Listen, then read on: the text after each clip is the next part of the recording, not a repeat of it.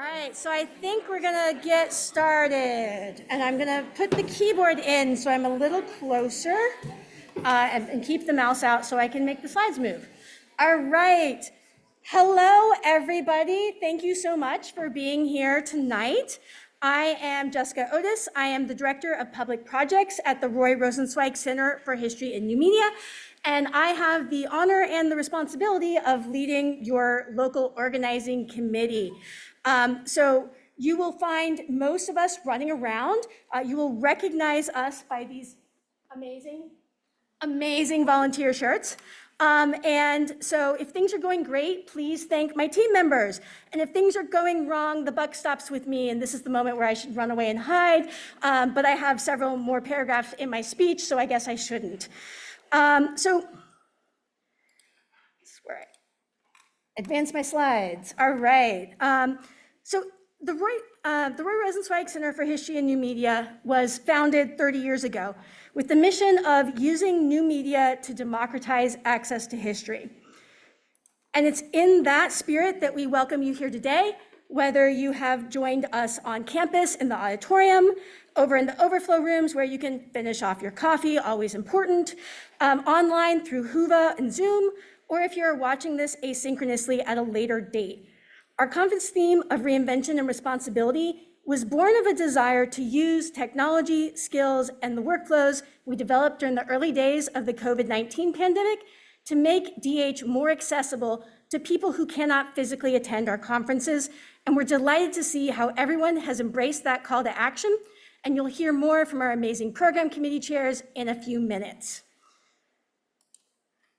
As we all know, DH projects are often the results of a large team of people, and DH conferences are the same.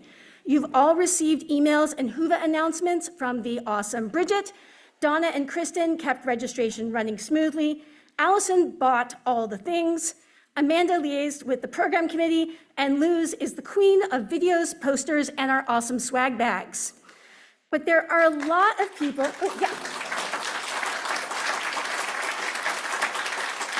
And Luz over here should take a bow.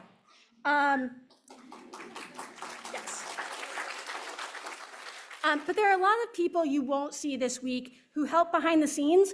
And so I also wanted to take a slide to acknowledge the labor that went into everything from fundraising and room reservations to catering and social activities in the plaza. And I especially want to thank our platinum sponsor, Digital Scholar, for their financial support. You'll find swag from all of them in your conference bags, and there are extra swag packets at the swag redistribution table. If you want them, bring swag, take swag. Our dean was unable to join us this evening, but she did want to have the opportunity to welcome you to the conference. So let's cross our fingers that the video plays okay. Good evening, everyone. I'm Ann Artis, Dean of the College of Humanities and Social Sciences at George Mason University, and I'm truly delighted to welcome you to this year's Alliance of Digital Humanities Organization Conference. I understand that this is the first time in a decade that this conference has been held in the U.S., so as I welcome all of you to Mason's Arlington Views campus and to the greater metropolitan D.C. area, I also want to offer several shout-outs of thanks. First, to Mills Kelly, the most recent past director of the Roy Rosenzweig Center for History and New Media, who seeded the idea of hosting this international conference a number of years ago. To Mark Ginsberg, now president of Towson University, who supported the center's bid for sponsorship of this conference when he served as provost at Mason. And finally, to the center's current terrific leadership and team. Lincoln Mullen, Bridget Bukovich, and staff, thank you for the countless, truly countless, no doubt, hours of behind-the-scenes work in partnership with the program committee that will no doubt ensure this conference's successes. I don't need to tell this audience how important the digital humanities are to the future of the humanities as fields of study in higher education and to future generations in making global human history accessible digitally. I might be accused of preaching to the choir if I were to do that. I do, however, want to commend all of you for engaging in this conference's exciting panoply of interdisciplinary and multilingual conversations about DH in both in-person and virtual sessions as you address this conference's critical themes of reinvention and responsibility. I anticipate that this 6-day extravaganza of pre-conference workshops, conference sessions, and post-conference social activities and tours of the National Museum of African American History and Culture, the Folger Shakespeare Library, and Dumbarton Oaks will leave everyone feeling enriched by the conversations that unfold, the projects you learn about, and the friendships and the interinstitutional network connections that are forged. Welcome to George Mason University and to the DC area. But in the meantime, on the behalf of the LOs, I just want to say we are really excited to have you here. And now on to the really exciting stuff that you want to know about. Our PC chairs, Andy and Josh, will have all the awesome data.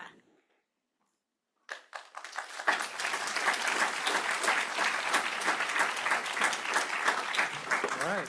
Hello, this is really exciting. My name's Andy Janko.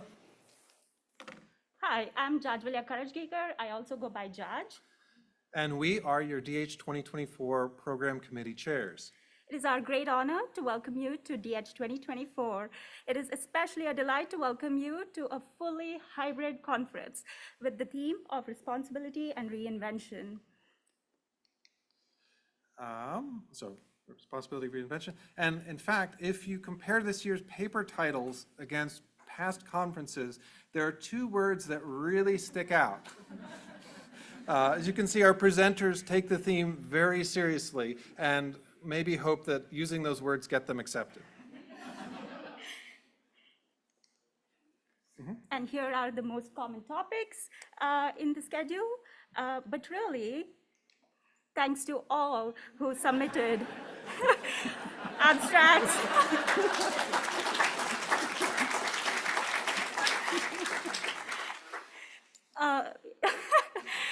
But really, thanks to all who submitted abstracts on time, reviewed fellow colleagues' works, and uploaded the final abstract in DH Convalidator. This year for DH24, we received 545 submissions, of which 383 were accepted. You will note that this is a relatively high acceptance rate of 71%, comparable to DH2022 in Tokyo. This is because our community is growing with expanded access that a hybrid conference allows for. Moreover, our goal for the conference was to ensure exciting and thoughtful scholarship that has platform here as long as it's relevant to digital humanities. With that, we have around 973 of you here with us, either in person or virtually. Thanks to the awards chair for considering the hybrid format as inclusive to the prizes as well. All right, so this year we had 221 of you attending virtually, so that's 26%, which is much higher than the 11% or so we had at GRAS. And this is a real increase from the 16% that said the people that initially registered as being virtual. So there's been, even since registration, an increase in the number of people that are joining online, and in the last day or last 24 hours, we've had travel delays and issues. And so people for a variety of issues, including visas, health concerns, childcare, a whole variety of accessibility considerations, have chosen to join us in whatever format they choose. And on the topic of reviewing, our volunteer reviewers completed 1,823 reviews. That's an average of 3.4 reviews per submission. And we thank you for this immense work. Without that work, we just could not put together the program that we've prepared for you for this conference. And this year, we relied heavily on semantic text similarity at several steps, from submitting reviews all the way to the final program. For reviewer matching, Andy created a system that uses past paper titles from the index of DH conferences to match reviewers with submissions. This system is more flexible than ConfTool's strict keyword matching algorithm and allows for matching across languages.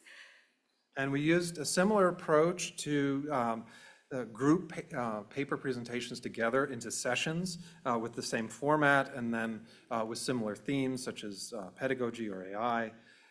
And don't worry, we asked the program committee to review all of these automatic pairings that we put together.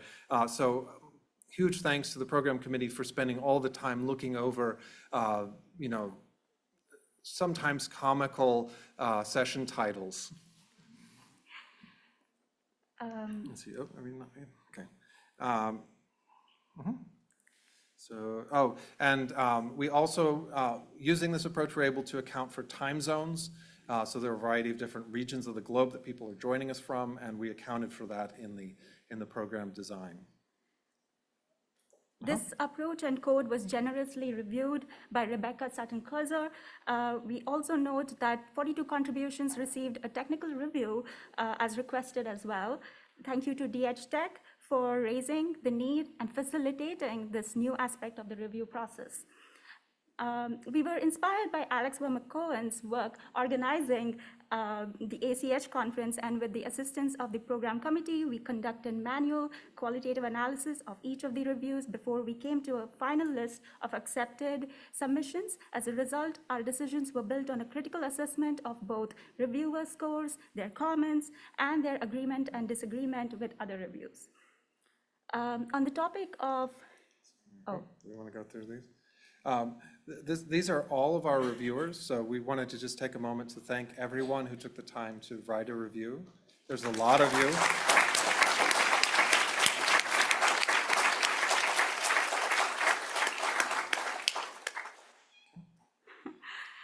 On the topic of keynote addresses, we will be hearing from 3 keynote speakers this week at DH24, Busa Prize winners Susan Brown, Linda Nagari, and Shannon Mattern.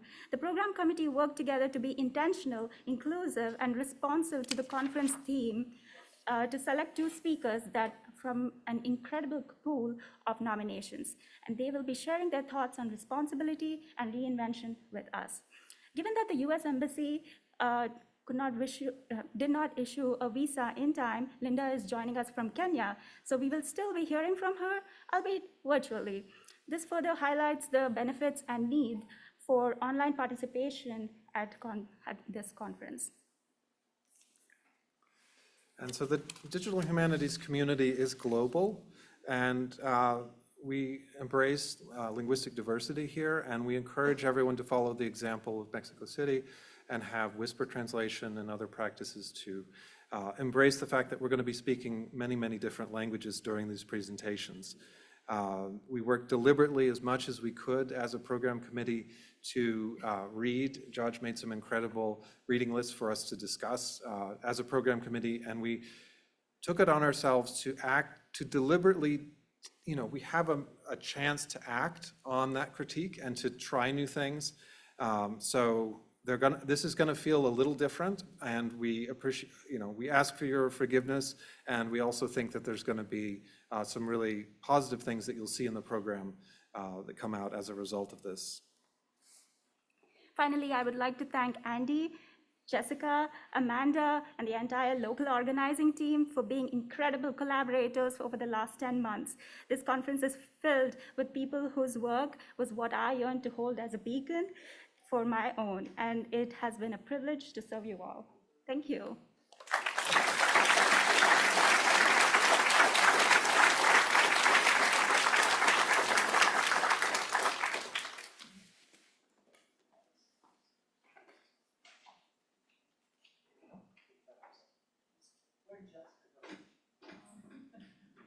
If the dean wants to give the video, Jessica? Okay. It's us. The video would be good first, right? The Because we are video about would to be transition very into the good keynote. first. Yeah. Very good. Hi. Hello, Becca. Hello, Alex. I love this. Like, hello, everybody. Yeah, welcome. Okay. Welcome everyone from us as well. We're thrilled to be here with you tonight. This is you. Yeah, next to me is Diane Jakaki, Chair of the ADHO Executive Committee.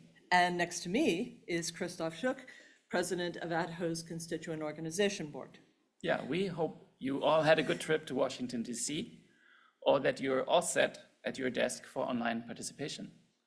And we've heard that the workshops and excursions yesterday and today have been great already. We're very much looking forward to the remainder of what looks like an awesome conference week. I will do that as well so yes. that we get back into the right. Sorry, we did this together, but clearly we weren't prepared. We realize that it may not be clear to everyone what ADHO is and does.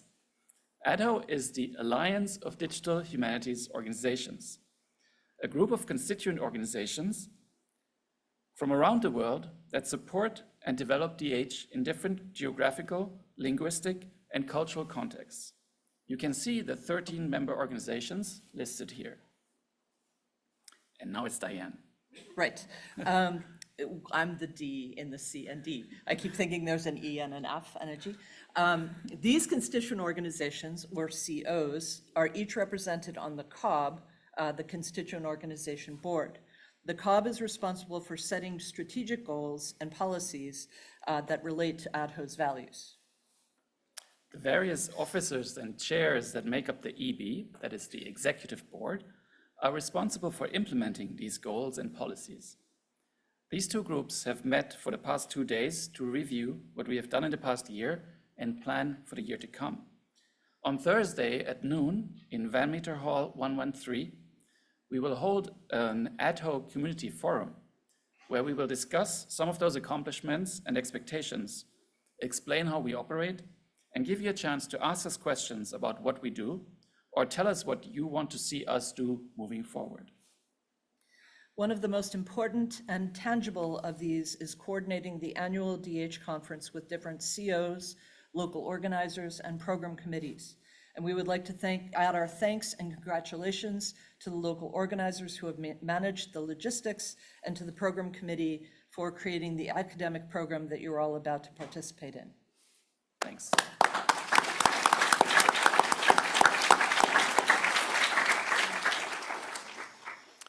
Another thing that ADHO does, and which we have rewritten and expanded this year, is the ADHO Code of Conduct. The full Code of Conduct can be read at the ADHO website, and we encourage you to look at it in full because it extends to all work that we do, not just the conference. The short version, Yes, you can do that. The short version is worth stating here, though. ADHO works actively toward the creation of a more diverse, welcoming, and inclusive global community of digital humanities scholars and practitioners, and is therefore dedicated to the creation of a safe, respectful, and collegial environment for anyone attending its events or involved in its activities.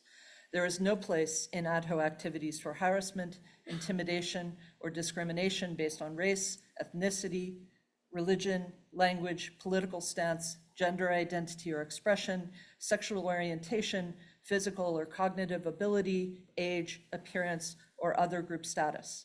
Unsolicited physical contact, unwelcome sexual attention, and any behavior that is physically or verbally disruptive, coercive, hurtful, threatening, abusive, or aggressive are likewise unacceptable. Because ours is an international organization, and in terms of the annual conference in particular, the implementation of this code must be managed in alignment with a particular country's legal structures. And so each year at the conference, we consider how this code can be effective. ADHO maintains a group of volunteers that we call trusted individuals who can help you if you experience or witness an act that is counter to this code. This year, the trusted individuals are me, Lauren Tilton, and Mano Van Zanen, who is online. The three of us are available to you in conference contexts that are both in person and online. And I don't know if Lauren is here. There's Lauren. Could you stand? Thanks a lot. Thanks, Lauren. The trusted individuals are committed to being responsive to concerns, reports, and complaints related to behavior that might violate the code of conduct. They are available for confidential written or verbal consultation by individuals who feel that either they have experienced or that they have witnessed a possible code of conduct violation. They are prepared to investigate complaints and to share reports with and recommend action to the COP president and EB chair. In the US, and in the context of George Mason University, there's a law called Title IX. Title IX is a law that, in part, prohibits sex-based discrimination, including sexual orientation or gender identity, in any school or in any other education program that receives funding from the federal government. It is important that you as participants in the conference understand this and how ADHO's Code of Conduct aligns with Title IX. If you experience or witness an act of unsolicited physical contact, unwelcome sexual attention, and any behavior that is physically or verbally disruptive, coercive, hurtful, threatening, abusive, or aggressive, the very first thing you should do is contact emergency services by calling 911. And when you call 911, if you want to take a picture of the screen, tell them the address where you are, where the conference is being held, which is 3351 Fairfax Drive. These are professionals who can help with immediate medical and legal situations. If no one is in immediate danger, you can choose to find Lauren or Menno or myself and discuss the situation in confidence. We are prepared to investigate complaints and to share reports with and recommend action to the Constituent Organization Board President. We will work with you to determine the best way forward. You also have the choice to contact an employee of George Mason who is working on the conference. It is a violation of university policy to engage in prohibited conduct, which includes sexual assault, sexual harassment, dating violence, domestic violence, stalking, sexual exploitation, complicity, and retaliation. As with the ADHO Code of Conduct, George Mason's procedures are guided by principles of fairness and respect for complainants and respondents. If an incident is reported to a GMU employee, they will immediately report your complaint to the Title IX office, and it will be determined by the university whether or not an investigation will be undertaken. We sincerely hope that no one will experience or witness harm at this conference, but we want to assure you that we are here if you need our help. And now, honestly, I think we should give it another try with the Dean's address before Okay. we move to the next step and the highlight of the evening. But we would love to move from the presentation directly to the keynote. And I hope we can Yeah, I saw give it somebody another doing try. that, yeah. Maybe we should move back and if- can we just do this? I don't know. As Jessica pointed out, we're digital humanists, not, Yeah. So, okay. Jessica is. Yes, Okay. Yes, okay, that is good. But let's try to go back to the slide with the speech, which is here. And I don't really dare to do anything else here, but let's see if anything changed since like 10 minutes ago. I'm going to step over you. You don't want to be responsible for this, No. right? So. No sound. I Okay. can hear it back there, but it's not. Yeah, I know. So, Hi, Jessica. hi. Yeah, so there was questions about playing the Dean's video. I'm gonna go super high tech, and I'm going to splice it into the audio recording afterwards and pretend it played like normal. And we'll share it on Huba, so you can see it then. It's a whole 2 minutes, so, you know, it should not Okay. be a big lift. We can keep Okay. going. Okay, so we just keep going. It's like Great. it just happened. Yes. It was excellent. Let's hear it for that dean.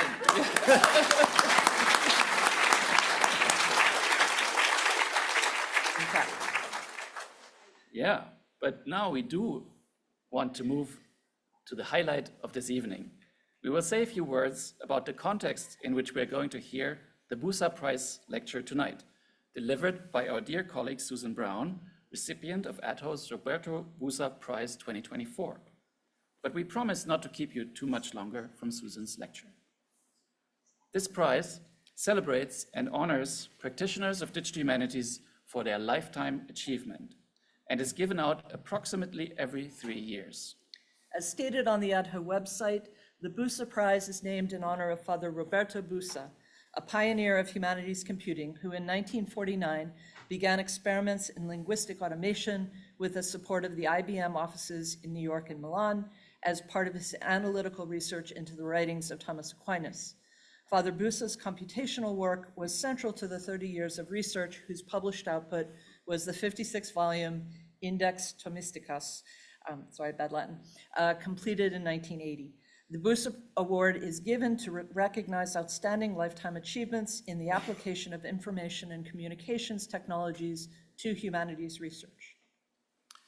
We all know today that this characterization of Busa's work needs updating and contextualization. Work by Julianne Nayan and Melissa Terrace in particular Melissa's here. Hi, Melissa. Hi, Melissa. So work by Julianne and Melissa in particular has demonstrated that Roberto Busa did not, of course, accomplish this feat on his own. Rather, the creation of the Index Themysticus would not have been possible without many other people, among them many women, whose role in this endeavor has for too long been misrepresented, minimized, or forgotten. As we learn and change from the past, we must also recognize that words and names have power and impact that is not always productive. And so while we are proud and excited that Susan Brown is the recipient of this award, it is not lost on us that Susan, who centers intersectional feminist digital perspectives in her work, is being awarded a prize named for someone who epitomized the hierarchies that we seek to push past. Susan Brown is a professor in the School of English and Theatre Studies and Canada Research Chair in Collaborative Digital Scholarship at the University of Guelph. Her major areas of research are in Victorian writing and women's writing, feminist theory, and critical infrastructure studies.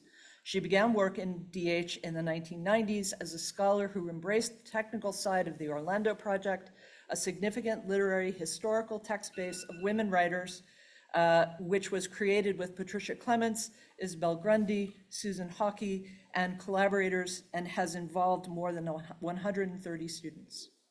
Susan Brown's vision and leadership led to the establishment of the CWRC, the Canadian Writing Research Collaboratory, le Collaboratoire Scientifique des Écrits du Canada, a site of collaborative knowledge production and publishing space for scholars of cultural research in and about Canada. More recently, Susan and an extensive network of scholar practitioners in the Canadian digital humanities community, along with international collaborators, have established the LINKS project, the Linked Infrastructure for Networked Cultural Scholarship, l'infrastructure numérique pour les données culturelles dans le web sémantique. I apologize. LINKS, it's the first time I've actually read the name in French. LINKS provides tools and workflows to make cultural data from multiple disciplines more discoverable, searchable, and shareable as linked data. Susan's publications are numerous, many of them collaboratively authored. They include the ongoing 8 million word book, Orlando, Women's Writing in the British Isles from the Beginnings to the Present, from Cambridge University Press. A pending monograph in women's literary history of the long 19th century, grounded in that data, and co-authored with Karen Bourrier and Anthony Mondal. Several edited collections and special issues, and 25 book chapters or essays in collected volumes that are fundamental reading for digital humanists. With colleagues, she has produced data sets, including open data drawn from Orlando and vocabularies for data linking, software such as Quark Links, the Quark Writer online semantic editor that is now known as LeafWriter, and the Voyant dynamic table of context online reading interface produced with a collaborative team, including Stefan Sinclair. A hallmark of Susan's lifetime of research excellence has been her commitment to community building, whether locally in the establishment of the Humanities Interdisciplinary Collaboration Lab, the Think Lab, at Guelph, or in international digital humanities contexts, providing significant opportunities for her colleagues to thrive and mentoring students and emerging scholars to find their own places in the field. She has also contributed to policy related to digital scholarship, research software, and the challenges of sustainability. While the Busa Award is bestowed for excellence in research, it should also be recognized that Brown's commitment to the digital humanities has involved 2 decades of leadership and positions with the Canadian Society for Digital Humanities, Société Canadienne des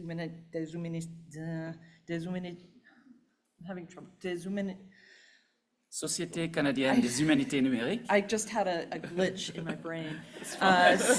CSDH, SCHN, and the Alliance of Digital Humanities Organizations, most recently as president of ADHO's Constituent Organizations Board. It cannot be overstated what a positive impact that involvement has had on so many aspects of our community.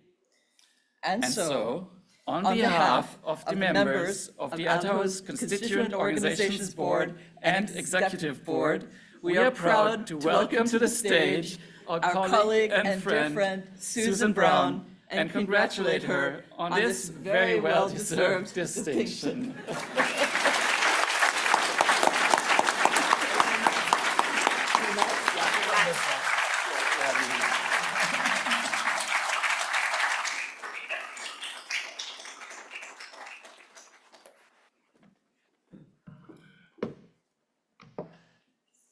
Thank you for that amazing introduction. I have to get myself logged in here, I think. I've got nothing left to say, of course, so that was just too much. How do I get to?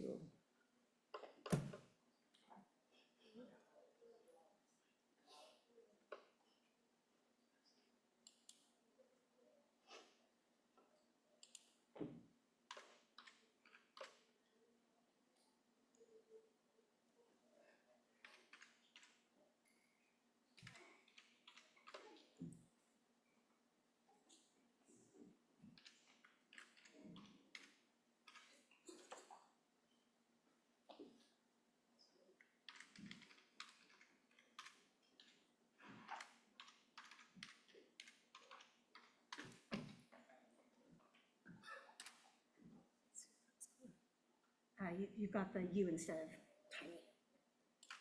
Thank you. It's the glasses problem. There we we go. go. All right, and hang on, it's not showing On the screen. on the screen yet. Colin is coming to save us. While Colin is saving us, let's give a round of applause to the very hardworking tech team. I'm just gonna take it off and see if it's okay.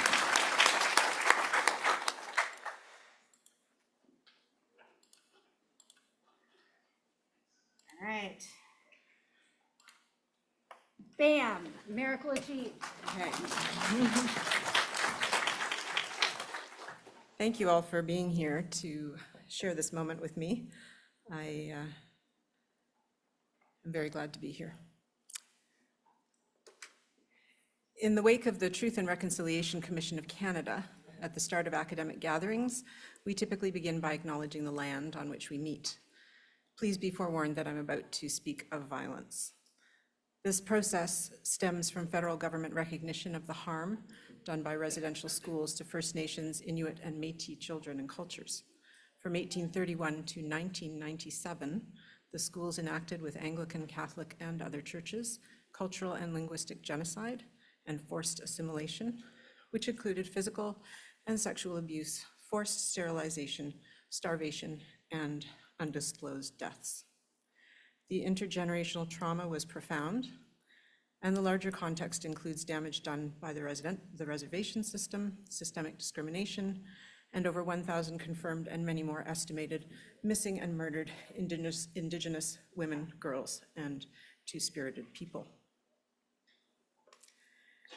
Indigenous people in the United States have experienced some of the same injustices and ones that are specific to their location. This is the official land acknowledgement of George Mason University. I'm honored to be here today on this land in which genocide and displacement are entangled in a particular history of racism and enslavement. I'm very grateful to be here as a guest. I was born on the prairies in Treaty 4 territory, and I grew up mostly on the east coast in Chibuktuk in Mi'kma'ki of mixed European ancestry. As a settler scholar, I now live, work, and garden in what is colonially named Guelph, on the ancestral and current lands of several Indigenous peoples, including the Adawandron people and the Mississaugas of the Credit. The Mississaugas of the Credit are an Anishinaabe or Ojibwe First Nation. In 1701, the Anishinaabe ratified an important covenant with the Haudenosaunee, or Six Nations, called the Dish with One Spoon Covenant. There are linguistic and historical ties between this land and the Haudenosaunee, whose Great Law of Peace was taken by Benjamin Franklin as a model for US democracy. That covenant, the Dish with One Spoon Wampum, recognizes the sovereignty of nations while also agreeing on terms of peace, safe passage, and resource sharing. Historian and curator Rick Hill says, the three basic rules are: only take what you need. Second, you always leave something in the dish for everybody else, including the dish. And third, you keep the dish clean. This wampum treaty affirms harmony and shared values, but also recognizes difference and the collective responsibility of both owners and guests to steward and sustain the land. Land acknowledgements are controversial and the object of suspicion and derision in some quarters, including Walking Eagle News, which is a fantastic site. I recommend it to you all, since reconciliation and decolonization require much more than land acknowledgements. So let me now thank the local organizers. I know this was just done, but I wanted to myself thank them because I know how much hard work it is to organize an ADHO conference, regardless of location. Also the PC for this rich program and the ADHO officers who perform vital roles like establishing the code of conduct. I think the organizers this year have worked very hard to make this conference as accessible and welcoming as was possible, regardless of where people are located, whether you're in the room or somewhere else. So thank you for that. And thank you also to whoever nominated me for this award. Nobody's told me. They're probably slightly afraid of being strangled. I'm really floored to be placed in the company of past recipients of the Roberto Buzza Prize. Our field contains so much work that deserves recognition. It means the world to me to be honored in this way, and I'm humbled to be addressing you, as have so many whose thinking I admire, as keynotes of this conference. Here's what I'll be discussing today. I'll be talking about connecting data and the role of difference in making that data meaningful. My question today is this: how can we use data to connect across difference meaningfully? How can we make a difference to how we know by making connections in ways that incorporate rather than erase significant differences between us? It's a huge, multifaceted question. I'm here to take up just a few aspects of it emerging from my work over the past several decades, although I feel like Christoph and Diane kind of covered that. As I said in this blog post, after I learned about the prize, it's really all about the people. My work emerges from a rich network of relationships without which I would have nothing to say today. So please imagine that this stage is populated not just by me. In keeping with the late 19th century spirit photos of people apparently accompanied by ghostly likenesses of those who had passed, please imagine me here in the company of many collaborators. And thankfully, they're almost entirely living and breathing. As you can see, it would get very crowded, as if all of you in this room were to come up and join me and maybe invite a few friends. The naming of anything is a serious matter. This naming is dangerous because of my memory. And better still, I think it is best to try and fail than not. I want to acknowledge the contribution and support I've received in so many different professional contexts and a few personal ones. Most are direct connections, but some are at 2 degrees of separation, linked by shared work on platforms. I will inevitably and lamentably have left some people out, and for that I sincerely apologize, like the Canadian that I am. If I have, please tell me. It's digital, we can fix it. I wanted to start by invoking these relationships and some of them close and sustained, some of them more distant and fleeting. We're used to this kind of scale and credits for films and video games, and we should see that the kind of knowledge creation that I'm talking about here also relies on similar labor, creativity, care, and generosity of many people, from undergraduate students to intellectual mentors, to collaborators and colleagues, to those named here and anyone I have inadvertently admitted. I am forever indebted for these very meaningful connections. Like all good words, meaningful has a complex and evolving sense. It derives, of course, from the noun meaning, which wraps up the idea of importance or truth with the act of signification. The adjective carries over that sense of seriousness of purpose to talking about how systems of language or signs work, to the idea of good data. So that's behind the notion of semantics and semantic technologies. The idea of meaning operating in language and semantic markup schemes are created by people to reflect shared meanings. So when we put pointy brackets into a text to label or describe an aspect of it, that assertion can provide a basis for formatting, analyzing, and transforming that text according to the meaning of the text. What tag I put in there makes a difference in what I am saying, or at least how the markup interprets what I am saying. This is how the Text Encoding Initiative, TEI, or TEI Community of Practice deals with books in bits, not to mention manuscripts and other textual forms. These circulate online with meaningful representations of structure, content, and context embedded in the human-readable text to be processed by machines in a multitude of ways. So I feel like I'm going to repeat the introduction here. I learned semantic markup as a new scholar on the Orlando project, which from 1995 developed bespoke schemas, or rather DTDs in those days, that combined TEI P2 structural tags with bespoke tags that aimed to get at significant factors related to women's writing in the British Isles. Thanks to the inspired leadership of Patricia Clements, the expertise of Isabel Grundy and Susan Hockey, and the contributions of more than 150 now people, Orlando continues to grow and experiment 30 years on.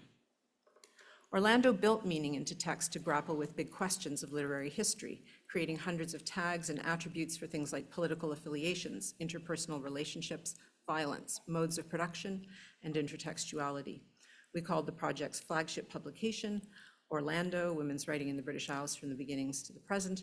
It's been published since 2006 by Cambridge as a text base, not a database of primary text, but now 9 million words of born digital prose with 3 million embedded tags about the writing, lives, and social, political, and cultural contexts of more than 1,200 women in English and more than 1,400 writers in total. But if Orlando has, as reviewers have said, changed the parameters of the scholarship and teaching of women's writing by encouraging researchers to think in new ways, it's not because of scale. As Jacqueline Warnemont has argued, we need to resist the uncritical push towards big data and monumentalism. If Orlando's size matters, it's because it flags gaps and absences in the literary record. But it's the semantics that matter, the embedding of meaning into the data that enables the transformation of that data into multiple forms for diverse purposes, from web publications to smarter searching to visualization. For instance, in this series of maps plotted by the century of their birth, to show the lives, the places in the lives of women writers that Orlando considers to be British, you can see the expansion of empire in where they were born, lived, visited, migrated to, and died. Semantic technologies provide sophisticated ways of structuring, classifying, and processing data. This is a proven benefit of text encoding. To riff off the adage, one model, many outputs, meaningful inputs create meaningful outputs. We wanted to model what is now termed intersectional feminism, following the work of Kimberly Crenshaw and others, so Orlando put much care into how to encode complex, historically shifting categories such as race, class, sexuality, ethnicity, and nationality. We also tagged factors that we thought might reveal gendered patterns. For instance, we looked at penalties and tagged those, and we have a tag that tracks the destruction of a writer's work, whether it was destroyed by the writer herself in blue, or by someone else in orange.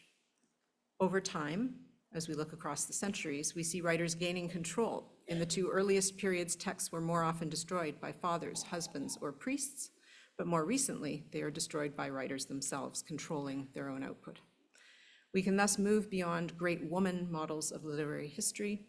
Encoding semantically weaves individuals into larger patterns that allow us to analyze systemic factors and processes of change in both lives and writing.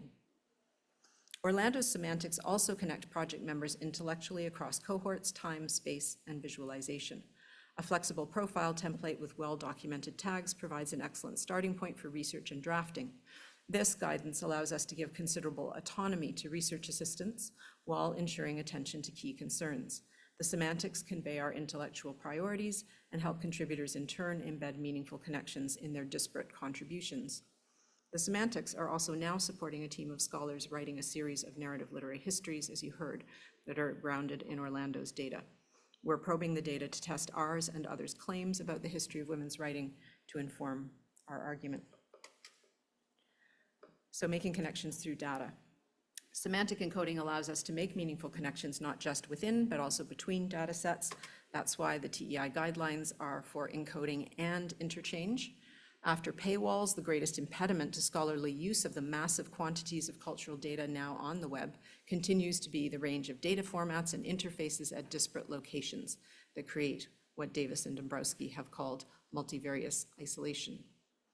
Combining data is key to a women's literary history since the factors and approaches are so various. No one can cover it all. There were in the 1990s, when Orlando started, many vibrant projects devoted to rediscovering, reassessing, sharing, and promoting awareness of women's writing. As early as DH2024 in Hungary, some of us started to talk about how to bring these resources together. Some of us met at DH2001 in New York about a strategy for connecting just the names of women writers. Those are tricky for many women because of marriage, because of husbands, because of multiple husbands, because of pseudonyms. You can have one person with many names, or you can have two people, as I know very well, with the same one. Internally, of course, Orlando and other projects had to disambiguate. So we had to be able to tell these writers apart, so we did those with internal authority lists so that we could connect mentions of the same writer across multiple entries, but not conflate different ones. Difference is thus inherent to creating connections on the basis of sameness. Categorizing, sorting things out, according to Jeffrey Bowker and Susan Lee Starr, is endemic to language learning and to making meaning. That is what disambiguation is all about. So many of you who grew up in North America will be recognizing what's going on here. You can hum along if you like. This is the Sesame Street exercise. One of these things is not like the others. One of these things doesn't belong. Can you tell which thing is not like the others before I finish this song? Notwithstanding Sesame Street's anti-racism work, Jack McDalloch argues that this song reinforces othering. Making meaningful connections through categories can thus involve the reinforcement of difference, despite the best of intentions. I'm saying the two things go together, whether we like it or not. The challenge of aligning authority lists across projects was largely one of time and resources, but at the time we were talking about it, in the early 2000s, there was also the practical problem of what would we do once we had made that crucial first step of connecting across all those names. How could the links be made functional across primary text projects, bibliographic projects, prosopographical materials, critical discourse, in a way that went beyond a basic index that would just point out to different sites? How could one present connections across data sets more meaningfully than the limited tyrannical one-to-one hyperlink? The dream of interlinking those projects was deferred. But that idea informed the design of the Canadian Writing Research Collaboratory, or QWERC, a platform for creating and publishing digital collections of texts, images, audio and video recordings, and bibliographic records. It's a space where projects can bring their data together while maintaining their distinctiveness. It works to increase diversity of scholarly materials on the web and empower those with modest technical expertise to adopt digital humanities practices. QWERC hosts individual project identities through home pages and project-specific searching and browsing, and it supports searching and faceting across projects through shared formats and semantic technologies. Its projects include The People in the Text, a history of Indigenous texts led by Deanna Rader. This project has done crucial work in bringing attention to understudied and forgotten works, replatforming the journal gatherings, attracting contributions from other scholars, and promoting Indigenous literary research methods. It's been an honor and an education for QWERC to collaborate with the people in the text in platforming Indigenous scholarly and literary voices. QWERC also hosts 16 projects focused on women's writing, so we could glimpse what it means to combine information in different formats from multiple projects. So for instance, a search on the name of E. Pauline Johnson, that's her in the middle of the TPAT page, brings up materials from across multiple projects. Quirk is relaunching this fall, having been fully rebuilt as an instance of the Linked Editing Academic Framework, or LEAF. The LEAF tool suite includes both the virtual research environment platform, Quirk or Bucknell, others are in the works, with support for roles, workflow, and collaboration for those who need it, but it also includes the LEAF Commons, which is a suite of modular standalone tools.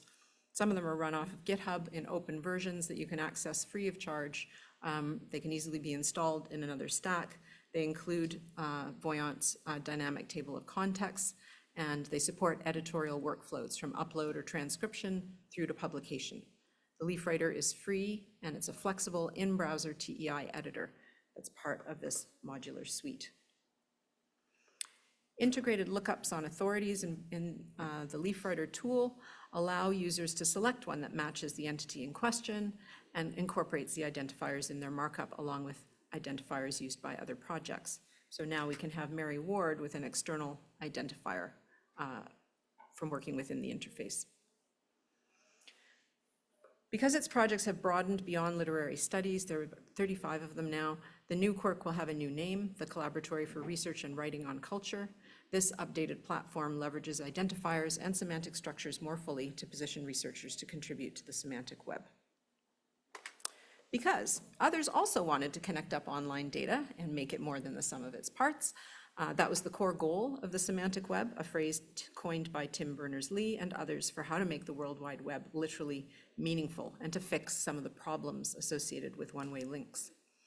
The initiative sought to inject meaning into the web so that instead of file names, web addresses or URLs would identify things and relate them to one another through machine processable logic. The World Wide Web Consortium from the late 90s released standards for linking data using semantic structures. The semantic web came with the promise of all sorts of practical benefits, including having computers manage your dental appointments. Intelligent agents, we haven't seen them.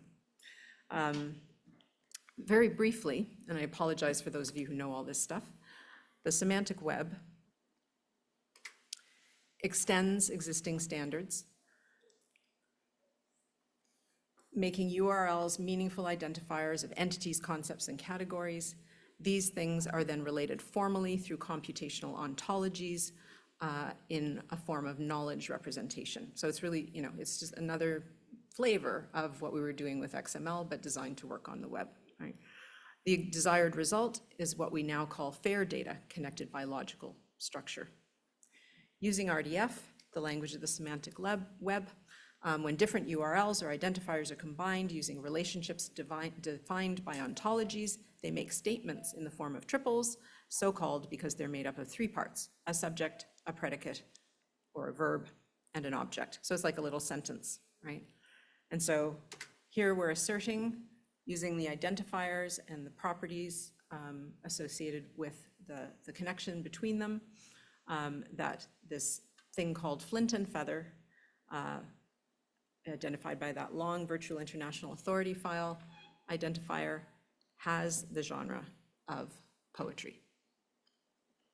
These small statements are related logically by the ontology, allowing Flint and Feather to be returned in queries for poetry, or once we have a few other statements, to be returned on searches that want to find novelists. Pauline Johnson could come back, or novels. Flint and Feather could come back, or even though it's not directly inserted in the data, that Flint and Feather be returned in a request for books by Mohawk writers. So making a chain of the data through a graph structure. And the linguistic representation has behind it a graph representation so that it can be processed very quickly compared to some other forms of information. RDF from different sources, if it uses the same identifiers and ontologies, can be processed not only to locate information, but to reason with the data to find implicit information. Data linking in this sense is about bringing together human beings and machines in the production and circulation of meaningful information, so that disparate information from across the web can perform like it is a huge database of shared information. The semantic web promised to take us from a web of documents to a web of data, interoperable, decentralized, networked information that would offer new functionalities as a result of combining information from discrete websites. Moreover, since it deals in identifiable concepts rather than labels, the model is theoretically language agnostic and so very attractive to those of us wishing to overcome linguistic barriers and work against the digital Anglocentrism. What happened to all this promise? Is the semantic web even relevant in the age of AI? It's fair enough to ask why this matters when machine learning and large language models have overtaken, in speed at least, the painstaking meaning-making that I've been describing here. So the context of AI goes back quite a long time, long before ChatGPT. In 2008, Chris Anderson, in a provocative article, predicted what he called the end of theory, arguing that models and hypotheses, indeed the entire scientific method, would be superseded by the power of brute computing at scale. This was, to say the least, an oversimplified claim that disregarded, among many things, the implications of data as capta, that knowledge is situated, and inquiry perspectival, as I will argue, and also that we need to learn the most in many respects from outliers and anomalies. However, we're at a point now where society is grappling with the shortcomings and harms associated with large language models that have produced generative AI, and there's a growing understanding that statistical methods can fail when it comes to meaning and values. We see that in the interface of ChatGPT, which has to remind us constantly that it makes mistakes.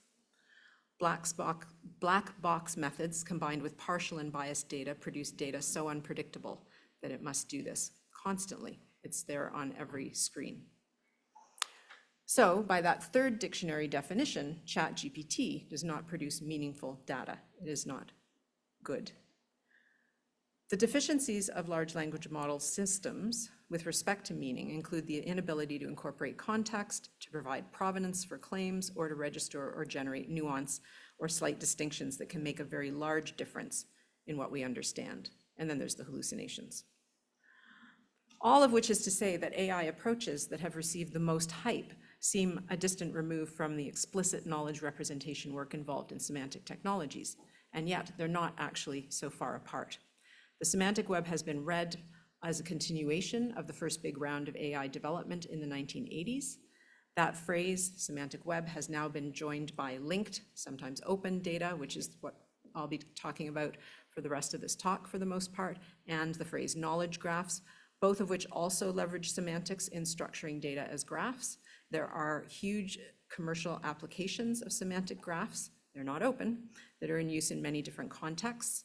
You see it every time you interact with the Google Knowledge Box. When you like something on Facebook, you're creating a new triple for Meta's customers.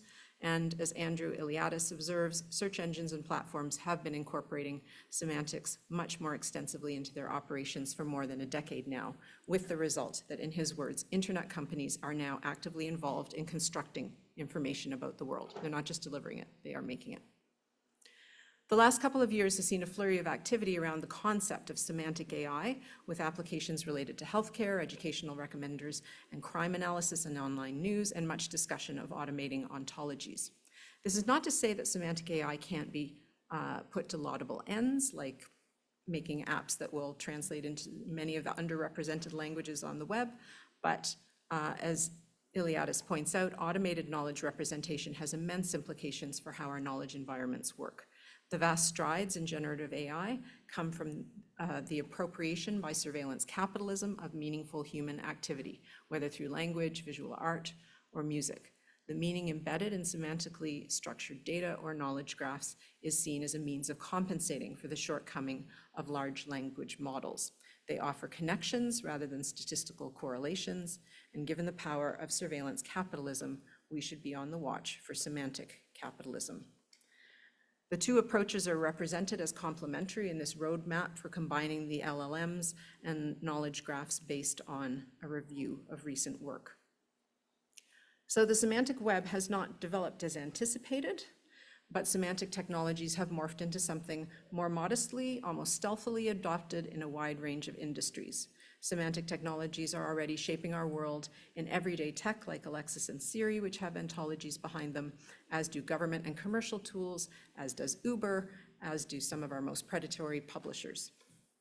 Semantic technologies and knowledge graphs in particular, therefore, remain important not despite, but because of advances in AI. Their very different operations may mitigate some of the problems with AI, which creates an opportunity for digital scholarship to shape network knowledge on the web, even as that knowledge is increasingly driven by algorithmic processes. Semantically structured, interlinked data sets have the potential to impact how AI works, to help train systems and how to effectively and ethically represent both connections and difference with the kinds of nuance necessary for humanities scholarship. My own experiments with linked data emerged from my continued interest in interlinking data for feminist literary history, coupled with a desire to make Orlando's data accessible and reusable for research. It's been a slow process in which I have learned a ton. Generating linked open data from Orlando's markup, for which we released a first batch in 2019, with lots more and much more thoroughly interlinked data coming very shortly. We initially developed an ontology to reflect Orlando's semantic markup scheme, along with several vocabularies, and we're now modeling the data using CDOC CRM, which I will get to in a moment. Modeling Orlando's data in these two ways will allow us to compare the impact of ground-up versus top-down approaches in ontologies. In my experiments with linked open data for humanities research, I can say confidently that some of the thorniest challenges center on how to handle difference and some of the most rewarding thinking. Identities at the heart of linked data. In many cases with humanities data, far and away the most laborious component of preparing a data set for linking is reconciliation, the process of connecting the local data with linked data identifiers from external resources like the Virtual International Authority file or Wikidata. Reconciliation involves differentiating as much as it does identifying. Ambiguity poses major challenges. If you can't tell whether you've got the right Mary Ward or not, what do? You have a choice to match or not.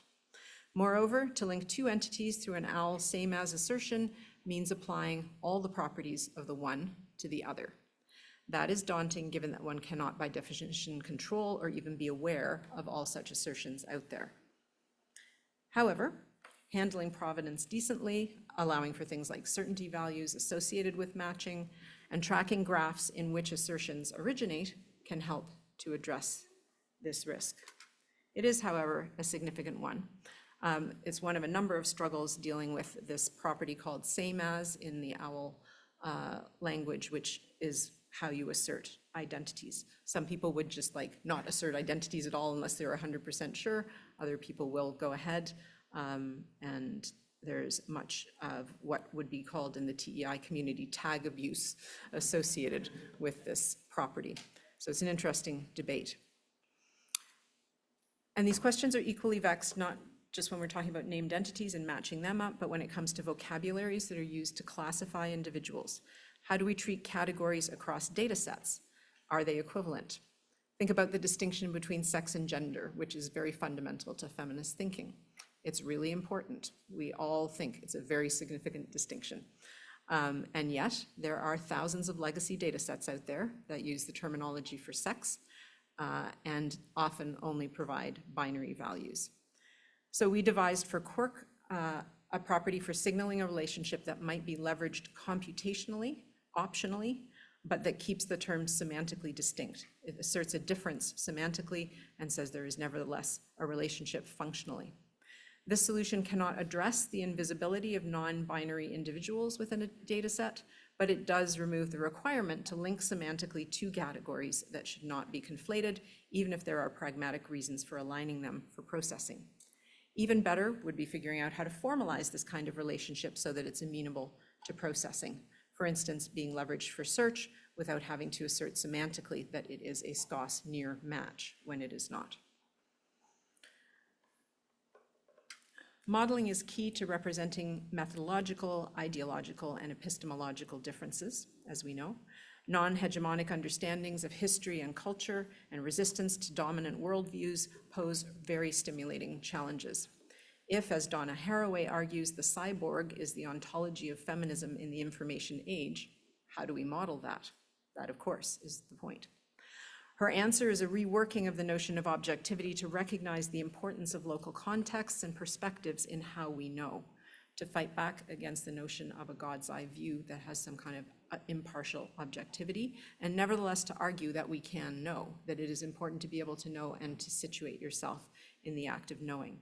And embodied objectivity creates situated knowledge that incorporates specificity, location, and perspective, and has room for difference in its embrace of contestation as well as webbed connections. This approach resonates strongly with arguments about Indigenous ways of knowing, offering different ways of relating to technologies and knowledge systems. If the Earth is kin, that blows apart the basic categorical distinctions of just about every modern ontology that I know of. The subject-object relation, which is also at the heart of what Haraway is going after as well. It's at the heart of Karen Barad's notion of interactions and her epistemology. So how does that get modeled? Marissa Duarte notes that attending to Indigenous epistemologies helps reveal the limits and possibilities within the practice of knowledge organization and the limits of Western ways of knowing. I have not got like a non-Western, non-hegemonic ontology to present to you tonight. I'm very sorry, but I do not. But these conundrums highlight the need for provenance, context, and nuance. Data, in other words, must reflect epistemologies that will be multiple and divergent. Situating our data will work against overly positivist readings of linked cultural data, which is a legacy of the scientism that is reinforced in the discourses surrounding many ontologies, not just the big science ones like the basic formal ontology, but ones like CDOC, CRM. And so trying to situate our knowledge, thinking about these things, and how we can create data that reflects that kind of careful situation will result in better data, but also much more complex data structures. So here's a subject-oriented triple asserting that Marianne Shad Carey's membership in an ethnic group is belonging to the group African Americans. This is from Wikidata. The architects of the semantic web tried to keep it as simple as they could where they could. But the fact is that a subject predicate object statement by itself doesn't actually take us very far in terms of data that we can really use in the creation or application of scholarly knowledge. If you want to indicate who made a particular assertion and when or where, you are leaving standalone, free-floating triple behind. And there are various ways of handling this challenge. Wikidata does handle it through something called reification, which is where you're basically speaking about the statement itself, which has implications for other things like what kinds of reasoning you can do with it. So there's that option. There's also the option of the CDOC CRM model. The CDOC CRM model is a data model produced by the Documentation Committee of the International Council of Museums. It's very widely used for cultural heritage data. So this is the same assertion in CDOC CRM. There's a little bit more going on than in the one that I showed you a moment ago, but what you have, I think, let me see if I can use the pointer here. Here we go. I don't think you can see my mouse. Oh, can you see my mouse? Yeah, okay, great. So here's our person, Marianne Shad Carey. The modeling here of her ethnicity, of her racial identity is of an event.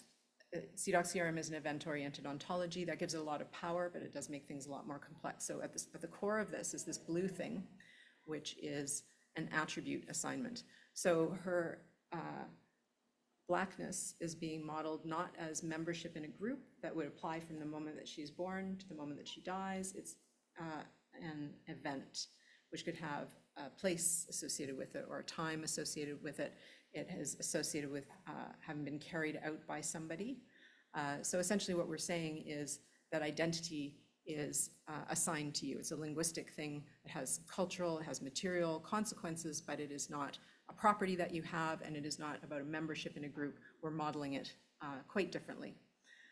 You can see membership in a group happening over here where you have the current or former member. So she is modeled as belonging to both the Society of Friends and the African Methodist Episcopal Church, but not belonging to a group called African Americans, as was the case with Wikidata. This allows us to attach that event to what's called a web annotation that connects it to a source, which is an excerpt from an Orlando entry It allows you to get right back to the source and to see, in connection with the data itself, as a note on the event, a bit of prose that tells us some context about where Marianne Shadd's identity originated. She came of mixed black and white, or in her own word, colored American heritage on both maternal and paternal sides. And her paternal grandfather originally came from Germany, so on. There are other things in there that could be tagged and are tagged. This is, a simpler representation of her identity than we might want to have in the long run. But it's an example of the way that you can build complexity into data, and then it becomes like really complex. So once we start building in provenance, context, temporality, then we end up with a kind of concatenation of triples, not single triples, but triples that are hanging off of each other and modifying each other, and creating much more complex structures that require careful knowledge engineering and are not as easily interpreted by humans. This is a drawback. Given this level of complexity, that puts more pressure on our interfaces to handle linked data in ways that are useful and comprehensible. Joanna Drucker asks sardonically, where is the analytical interface that displays specificity as difference without subsuming it into uniformity, and makes it legible as the very heart of what constitutes knowledge as embodiment of cultural identity?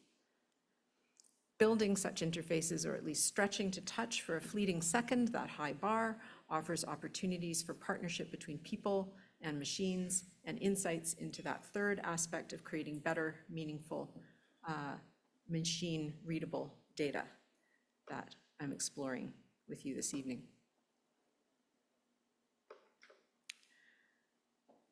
Experiments with linking cultural data have been happening for years, but few researchers in the humanities have had the resources to get beyond focused experiments or the pilot stage. An early exception was the networked infrastructure for 19th century electronic scholarship. I've got it right. Which was went by the acronym of NINES. And NINES was really groundbreaking in using RDF to aggregate data from across numerous sites.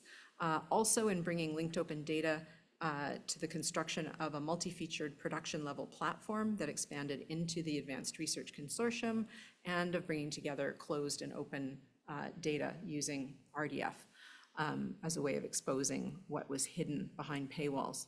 So it was an early indication of the power of linked data to provide new avenues for humanities scholarship.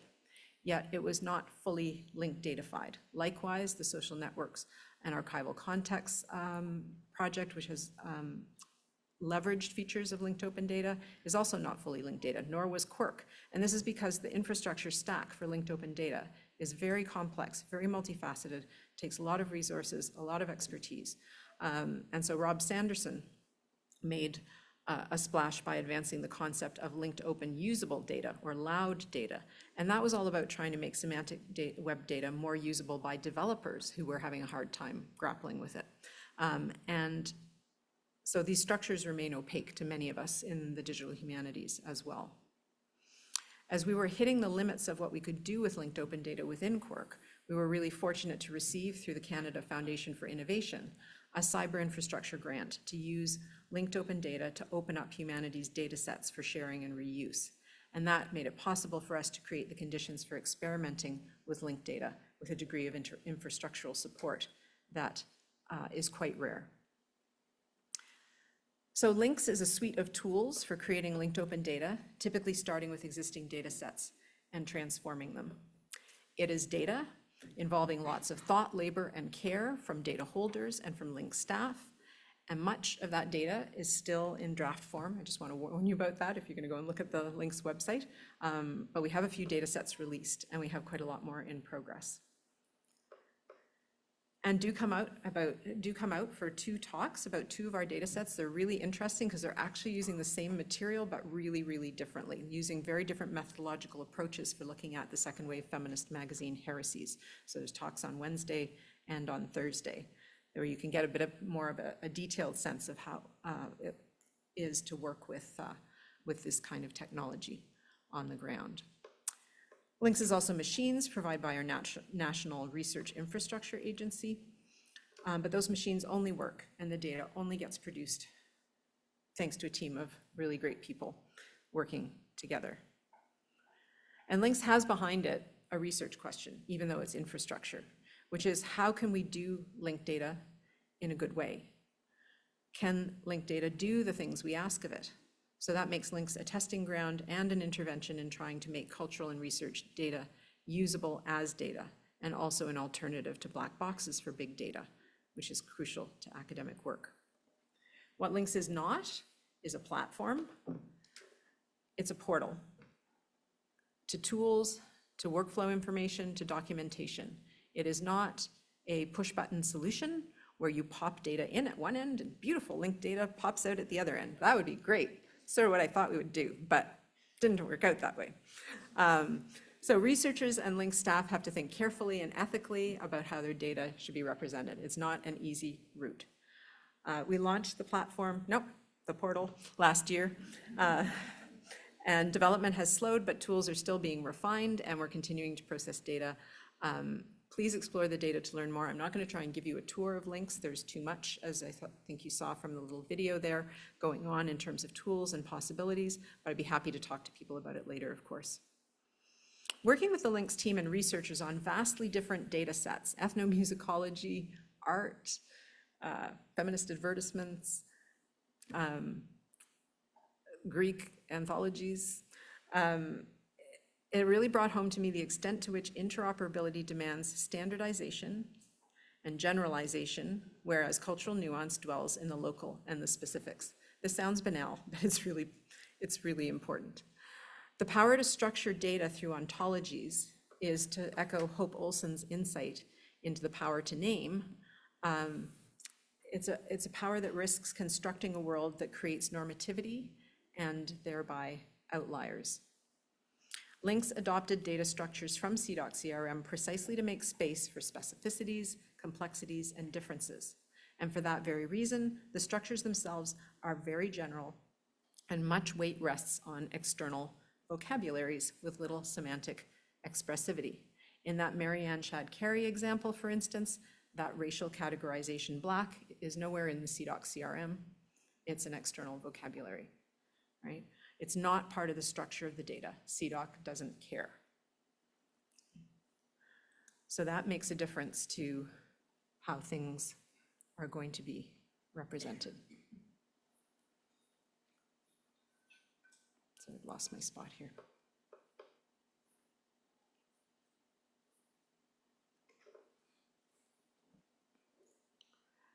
And yet those semantics are essential to the meaning of the data, and the place of this term in, say, a structure and a controlled thesaurus may be important to situating the data effectively.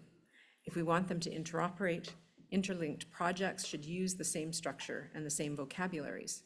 If we want to be able to retrieve materials by Black writers, for instance, using the same vocabulary term may be as important as using the same structures.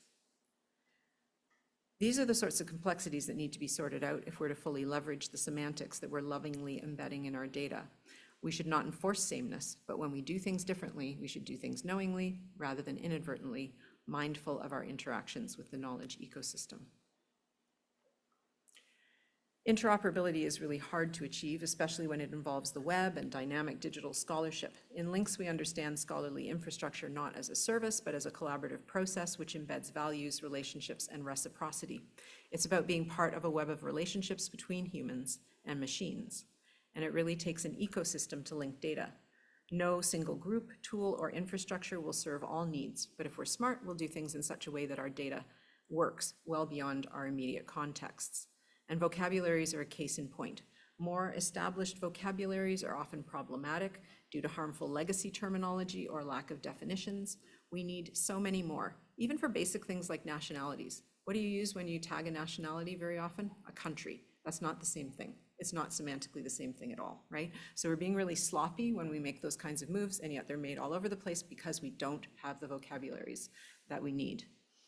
We tried to take a hard line in Links. We said, we will not make vocabularies. That is somebody else's business. Somebody else has to do that. And we ended up minting vocabularies because we had to create those terms in order to create the data. But it's not really a long-term solution. And this is where ecosystem collaborations could add huge value. Ideally, vocabularies should be housed with stable organizations or infrastructures with the resources to maintain them over the long haul, and the will and the workflows to partner effectively with scholars, and it can be done. The Consortium of European Research Libraries does it. And many countries are actually in the midst of developing strategies or already have policies and processes in place for creating persistent identifiers for research data so that they can track and amplify and increase the reuse of research outputs. So in this context, I think DH researchers have an opportunity to assert the importance for research of having historical identifiers for linking cultural data. We can leverage the growing understanding of the value of PIDs, for instance, for named entities or for concepts, to work with ecosystem partners to ensure that we're using shared vocabularies and have the tools and workflows for creating and maintaining them effectively. We're fortunate in Canada that the national strategy process is being coordinated by the Canadian Research Knowledge Network, CRKN, which also hosts a vast collection of digitized content. So they're planning to rebuild their heritage platform on linked data principles, and this is going to be, I hope, a really valuable opportunity for collaboration trying to sort this out, because what we have at the moment is, kind of parallel streams where people are not talking to each other as much as they might. But like our data, we also need to cross borders more to figure out how to share and support the creation of vocabularies more effectively. Tools like linked open vocabularies are great as far as they go. Wikidata is a superb open resource and a great clearinghouse for identifiers. However, the notability requirement is a barrier to original research and to history from below. Linked data may help us to fill in the blanks in history through intersecting data sets, but to do so, we have to be able to publish data that is really impoverished. The blanks have to be there. For instance, if you have a node without a proper name and just a relationship to one person, that could be a useful link to something else, but you've got to put it out there with very little to begin with in order to make that a possibility. Concepts are also complicated, hence the flowering of what Drucker calls hetero-ontologies to suit many needs. Terms for genders, sexualities, and racial identities are great cases in point. No one size fits all. Some may want to retain a historical term, even if it's racist, as a means of acknowledging or analyzing colonial epistemologies. Other contexts demand updated language so as not to perpetuate harmful stereotypes. Categories are necessary, and for linked data, they need to be fixed, but they can be used respectfully. Many contested terms can be considered provisional in the sense that we simultaneously use them to communicate and convey a particular meaning, which is accepted, while also trying to undo them and think beyond them.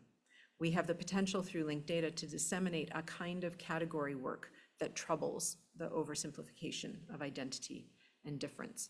But we'll have to think hard, and we'll have to think together about how to do that. That said, we do have an urgent need of community authorized vocabularies from equity-seeking groups. An example of this is, so there's the vocabularies that Lynx has minted. Homosaurus is a really impressive example of a community produced vocabulary. It started out in the early days, I looked at them as like a bare list of terms without definitions, to now being a very extensive, well-structured vocabulary. And self-naming and data sovereignty are, of course, of paramount importance to decolonization in a linked data context, including the recognition that not everything can or should be open. The Respectful Terminologies Platform Project is an amazing Indigenous-led initiative that is going to create a platform to empower First Nations, Inuit, and Métis groups to describe themselves, their world, their ways of knowing, in ways that can translate into digital representation. Not only will the entire ecosystem benefit from the vocabularies that they create, but we stand to learn a great deal from how they create them, how they develop workflows, how they ground them in relational ways of knowing, how they deal with conflict, how they work through difference, and how they figure out how they're going to sustain them in relationship with community. They are part of a larger initiative called the National Indigenous Knowledge and Language Alliance, and it's very reasonable to join if you're interested in supporting them, and they have open events on a regular basis and are very keen to sort of connect. So linked data has the potential to help us connect interrelated data in a number of different related sectors. There's the GLAM community, galleries, libraries, archives, and museums. There's us, scholars, researchers, librarians working in academic environments, developers, right? And then there's people working in scholarly publishing. As this diagram shows, we have a lot of interrelated materials. The sectors and the people involved in them are always overlapping and exchanging in various ways, right? But the data is unsystematically linked when it's linked at all. That impedes access, it impedes analysis, it prevents replicability. We all stand to gain from collaboration. For GLAM institutions, there could be many benefits, including bringing contemporary context to digital collections and also opportunities for reconciliation that come with remediating through contextualization. For publishers, it might be about drawing larger audiences for publications by linking to the cultural things that researchers engage with and providing context there. Researchers have many different motivations. Some want to address silences in the archive, some want to disseminate their work beyond the academy, or work with cultural data on a bigger scale, for instance, to get at historical change. For all of us, I think it can be about getting better knowledge out into the web and exploring what happens when we combine knowledge across domains, across disciplines, and across sectors. Such boundary crossing may help us to identify boundary objects, as theorized by Susan Lee Starr and James Grissemeyer. Boundary objects serve different functions in multiple social communities and carry multiple meanings. They are plastic and fluid, but they are robust enough to carry a common identity. So a map, for instance, can be one thing to a trapper and another thing to an environmentalist. Being able to identify hitherto unrecognized boundary objects, texts, places, organizations, people in the history of women's writing may signal particular pressure points, shifts in possibility, and agents of change. This is different from standard network centrality measures. It depends on there being meaningful distinctions in the data to allow us to identify nodes that have a high level of diversity in their relationships, in how others are relating to them or understanding them. So I'm going to show you two graphs. They're not all that legible, but you really only have to look at the colors. These are examples from the Orlando data of connections to two 19th century British periodicals. One is this one, Tate's Edinburgh Magazine, and the other is the English Women's Journal. The nodes in this graph are writers who have some kind of association with Tate's, and the edges are color-coded by the type of relationship. And you can see some slight variations in color, but it's all pretty much purple and blue, which means that these are response or intertextuality relationships. They're very literary relationships. And Christian Isabel Johnston, who is the person who's most connected there, who was the editor of Tate's, is connected to two people by personal relationships in green. Those are the co-owners of the magazine, William Blackwood, and John Johnston, her husband. Now, take a look at the colors in this graph. This is the English Women's Journal. It was the first periodical in Britain dedicated to women as an emergent political group. The range of connection types is much more diverse, with social as well as literary connections, particularly among those of what came to be called the Langham Place group, those with a high degree of centrality who have multiple ties to the journal and to each other, as opposed to those with weaker ties to the journal who tend to have the more literary and response type relationships. So what we see here is a boundary object. It's a major agent of social change. What I'm interested in is trying to get at other things that I don't know are in the data that look like this and see what they can tell me about the phenomena that we're looking at. Because that is, of course, the thing that we would really like, is to learn things that we don't know already. So I hope that's convinced you to some extent of the value of working towards difference in the data. What I'd like to do now is to, before wrapping up, show you a links interface tool. We were funded to create data, not to create interfaces, but you can't really separate them. Humanities scholars, particularly if you're trying to reach broadly, are not going to work at the command line all the time. And so we adapted as much as we could, but we built this tool as an experiment in trying to think through how linked data could work. As networked knowledge by design, linked open data is designed to travel. But when you think about it, even vast collections of linked open data, like Wikidata or like Europeana, either require the user to come to the data set, or they require custom applications to pull the data into their interfaces in predetermined ways. So the data is not really traveling. We built this tool, which is called the Context Explorer, to allow users to contextualize web content with information drawn from links and from Wikidata. And it could use other data sets as well. We just haven't got that far. It's a browser plugin and a software library that can be embedded in websites that aims to keep users with the original page and provide context and enrichment there.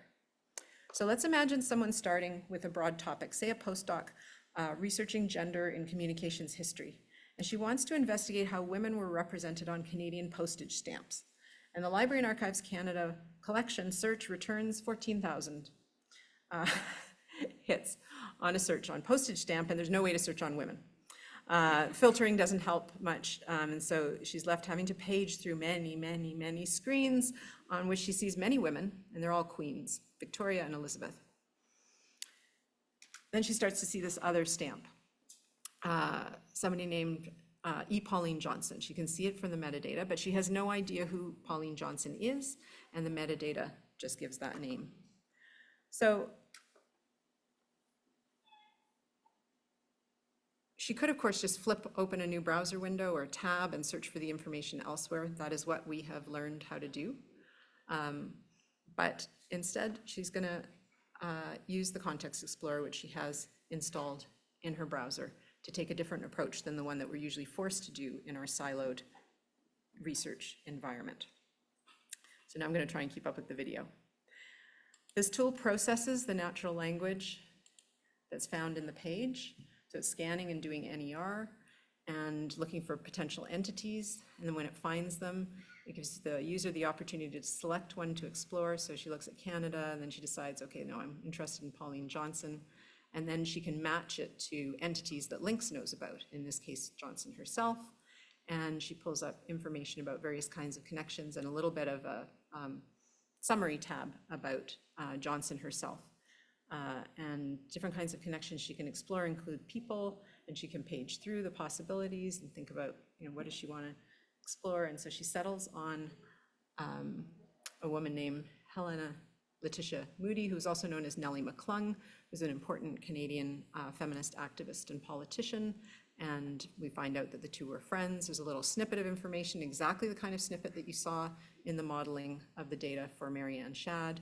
She can also look for web annotations that are associated with Johnson and McClung's relationship, and that will take her to the source of some of the data, which is the Dictionary of Canadian Biographies page entry on Nellie McClung. Sorry, I just need to try and get to the next.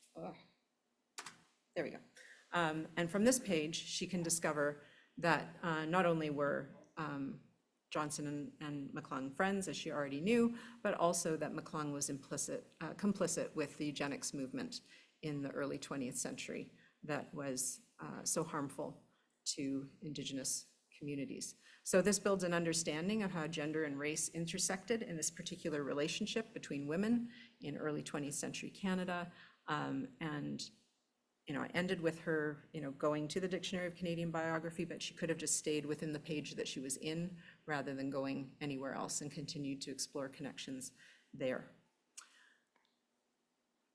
So the Context Explorer takes the data to the user, complementing high-level metadata provided by large content holders like Library and Archives Canada with domain expertise and context. Linked open data has the benefit of being able to enrich and contextualize collection data without having to modify it. This kind of tool then can provide the kind of context essential to situating data across the web, helping to remediate problematic data, including the colonial, racist, and sexist legacies of the past and practices of the present, and provide more helpful, nuanced context grounded in provenance than what we typically get back from a web search. But to work really well across a wide range of contexts, it needs much more data, and that takes an ecosystem. It will take broader as well as deeper collaboration to achieve the vision that I've outlined here, but my view, despite its complexities, is that linked data does provide a framework that can provide a means of getting at understudied and under-acknowledged connections and support negotiations of our differences. Working through linked data offers a range of forms of relationality, direct co-creation of knowledge with other people within our local domains, specializations and methodologies, collaboration through data by seeking out points of connection between our knowledge and others' knowledge and formalizing those connections. And this in turn often means collaboration through infrastructures, whether that's just publishing the data or modeling, reconciling, and transforming the data, or developing standards, vocabularies, protocols, and tools. To conclude, under the banner of reinvention and responsibility, I hope to have prompted reflection on the power of reciprocal connections. Making connections among people, data, and machines is crucial to this field that we call digital humanities. I'm delighted to see our field growing to become much more inclusive and a more equitable organization. There are growing pains and challenges, but I see much reason to celebrate the generative power of difference. Difference fuels this community, just as it is an essential aspect of making meaning with data. Forging connections meaningfully relies on difference and provides a basis for recognizing and respecting differences in turn. So I thank you for listening, and I look forward to the conversation.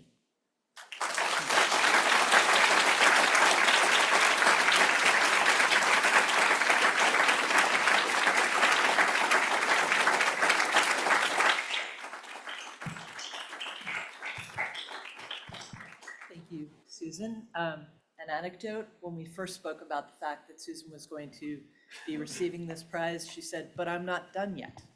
And I think if nothing else, this talk shows how much more there is still to do and what you can do with us and share with us. So with that said, we have time for questions, and I believe there are microphones on both sides of the room. I know there are people in center who might have challenges. I don't know if you want to do your own. I can point to people. You point to people and I will stand back here so I'm not in your way. Oyvind?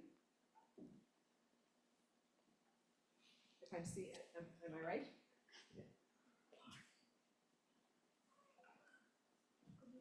Thank you very much, Susan, for a very deep, rich, and interesting presentation, which was no surprise. Work in progress, and thank you also for the extended land and history acknowledgement. My question goes to race as attribute assignment in CDOC CRM, a solution I find meaningful, but which I, of course, have to think more about. My question is more about the process, and if you can think back to how you, in plural I assume, ended up there. My question is basically, did you know what you were going to model and you were looking for the right class or the right way to do it? Or was the process of modeling also a process to find out what your data is a bit better, or even finding out more about what the world is? That's a very profound question. The process of modeling was, in a sense, a continuation of the process of developing the first ontology that we created, which was not CDOC CRM, although we considered it seriously early on when we were looking at existing ontologies before we decided to do a kind of grassroots one. And we couldn't figure out how we would model things in CDOC CRM because we didn't have the expertise at the time. So I would say that the process was, on the one hand, a kind of continuation of thinking through how we thought, and I should say too, it's kind of turtles all the way down, because that act of modeling for the Quark ontology came out of the Orlando markup. So in a sense, we were building on legacy data structures and trying to think through the responsible way to take markup that had been created with no intention of creating linked open data from it and reflect the semantics of that markup in our modeling.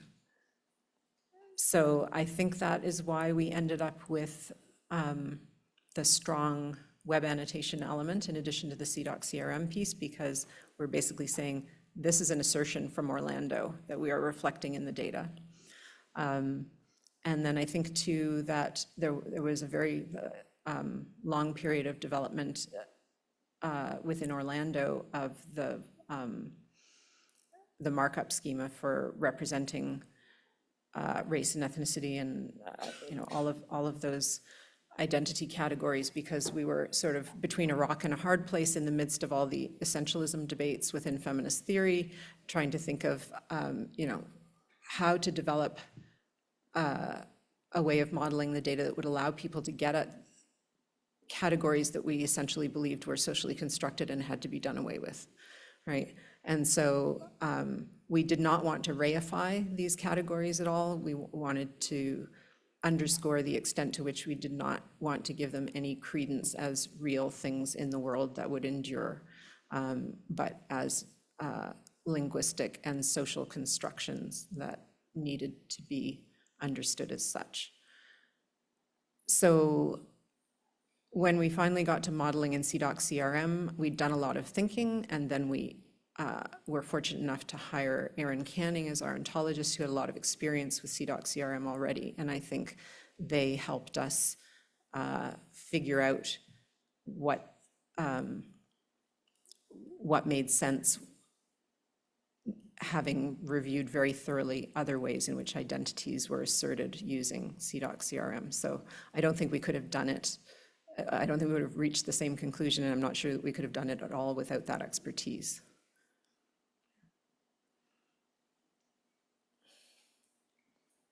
Barbara? Yeah. Thank you so much, Susan, for that wonderful, wonderful talk. I wonder if I can ask a little bit more of a kind of a personal thing, maybe. You spoke about the difference between the moment when you start your project and then how it develops and it changes and it takes you to a different place. And what I wonder is if you have any advice for members of the community, because that happens frequently to all of us. How do you reconcile and navigate that difference, the difference between the initial idea and then how the project develops as you get new collaborators and things like that? Yeah, great question. I mean, I think the thing about collaboration is that by definition, it's not in your control, right? It's amazingly enriching, and it opens up all sorts of possibilities, but it also creates interdependence and also a shared, you have shared interests as opposed to, being able to just steer things in your own direction as if you were working solo, right? So I think it can be frustrating at times, for sure. And yeah, things don't turn out the way you think they will most of the time, is in my experience. But that's research, right? I remember as a PhD student talking to another student who was like, and here's what I'm concluding in my thesis in first year. And I was like, wow, that's going to be dull. So yeah, it's an adventure, and one has it with other people, and that is, typically, I think, extremely rewarding. And it also, I guess, speaks to the degree of experimentation involved, that, if you're going to try and do something and you don't know whether you can do it, you have to be prepared for it to go sideways. And sometimes it does. So I don't know if I have any advice except that I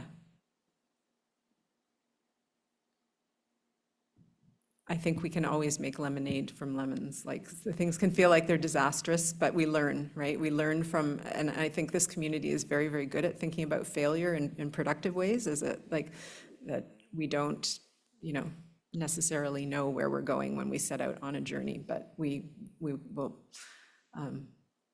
milk it for what it's worth. There was a hand over here somewhere.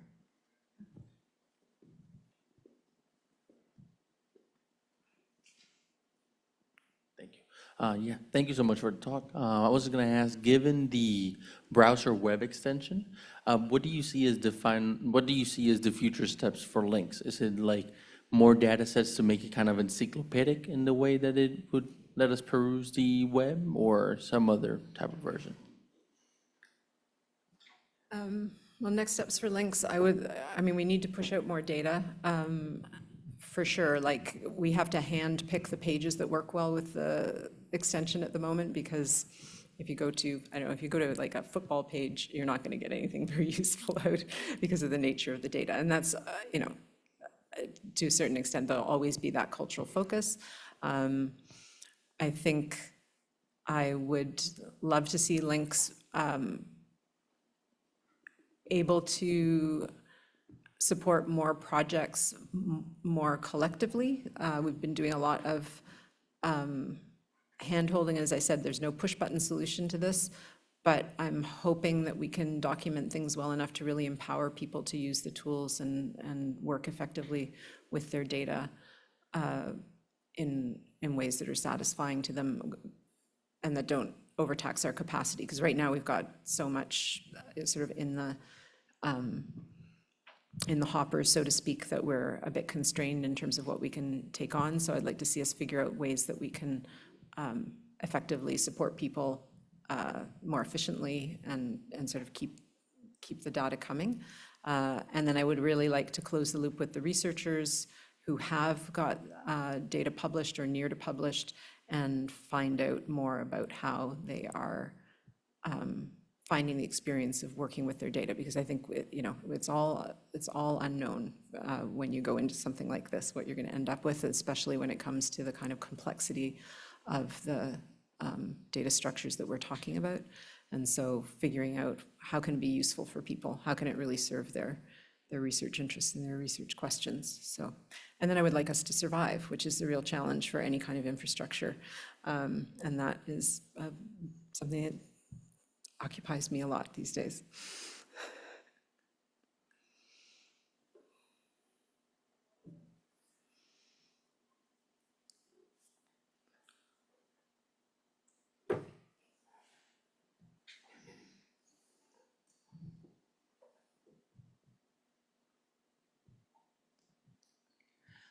This was really wonderful, Susan. Thank you. And I love the prospect of getting all the linked open data to use the same vocabulary, that we could kind of have a missionary, send out missionaries and get a universal, I'm a little worried that we might be reproducing some of the errors of the past. And so how do we know when we get a better, more interoperable set of standards that we are not going to have to yet again undo the subject headings of the Library of Congress, because we can't say that anymore. So your example of the eugenicist friend of E. Pauline Johnson, let us be humble, perhaps. So I think you will survive, but I also Don't want me to become a tyrant. I think that's right. You do not sound like you are overly optimistic. I'm more just sort of asking us all this question. Yeah, it's the big question, right? I mean, I don't think we will ever get it entirely right. That's not what human beings are. And the whole point is that we change the way we think about things, so that things that seem completely natural to us, like walking out of a room and leaving the light on, may seem scandalous in 10, 20 years, right? As the sources of energy and our awareness of our environmental impact continues to come home to us. So I don't think it's a matter of like trying to settle on the right thing. I think it's a matter of trying to use flexible enough models and tools and standards that allow us to migrate forward without sort of locking us into a particular way of doing things. And I think that particularly with vocabularies, what we need are systems that allow us to, allow us to rethink, allow us to revise without it being, this is what I thought XML would do for us, that we'd just be able to like swap out elements all the time, swap out our attributes. It turns out to be a lot more complicated. But I do think what I would love to see is not like the key to all vocabularies or something like that in a sort of Casaubon sense, but I would like to see a system for vocabularies that allows me to look up a term and see what kind of options are out there and who's using it and how they've used it, and decide whether that's the one that I want to go with. And maybe something else comes along and I get an alert that says, hey, do you want to adopt this one instead? Or maybe there's an AI, friendly AI, helping me in the background. I think there are, great ways in which there's some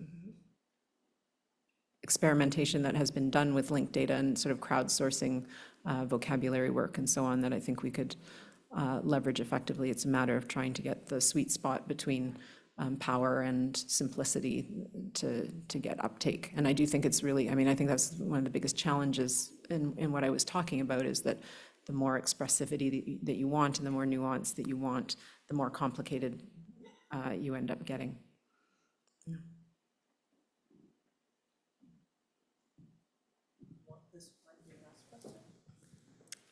It might be my last question. It might be. It might be. Is that what you're saying? Yes. Was that a question or was that a polite command? Prithee, Susan, might this be your last question that you take? I have no idea how to interpret that because I'm not an early modernist. It's like a Well, now I feel bad because I was afraid this might be an unfair question anyway. But I love this talk particularly as, I've wrestled with linked open data many times over the years and spent much time and despair on it.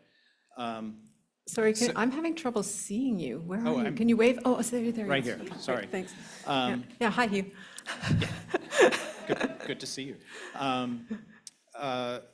So, somewhat to my astonishment, the standards are still evolving, and so RDF 1.2 holds out the promise of being able to comment on triples without having to do reification, like making them first-class objects in their own right. I just wondered if you had any thoughts about that, like this might help solve some of the complexity that CDOC CRM sort of demands. Maybe there's an easier way to do it, or will be. Yeah, I think it would be terrific because it is one of the big problems, for sure. I don't know enough about the standard to really be able to comment on it. I do know that some of the earlier attempts to permit that really compromise the degree of reasoning that could take place, and so that would be my major concern. And I know earlier versions of RDF star, for instance, some of the sort of core W3C people who wrote some of the earlier standards were quite skeptical of the ability to,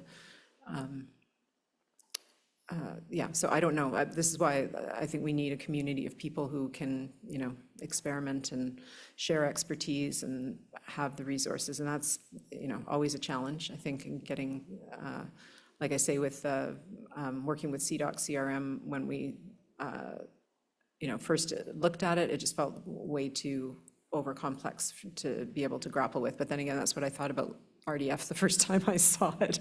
It was, it just really is hard to get your head around all the different components of the systems and how they work. So I have no opinion on the new standards, except that it is, I do find it interesting. There's this kind of disconnect between the sort of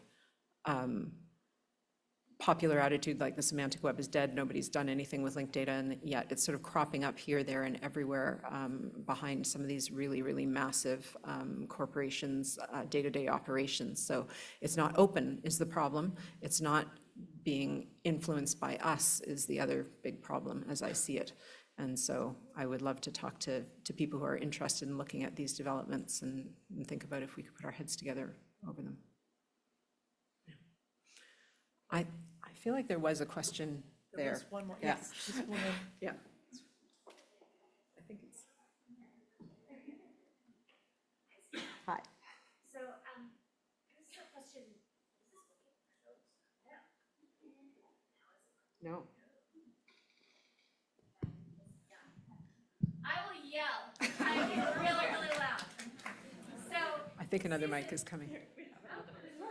I'm double-fisting microphones.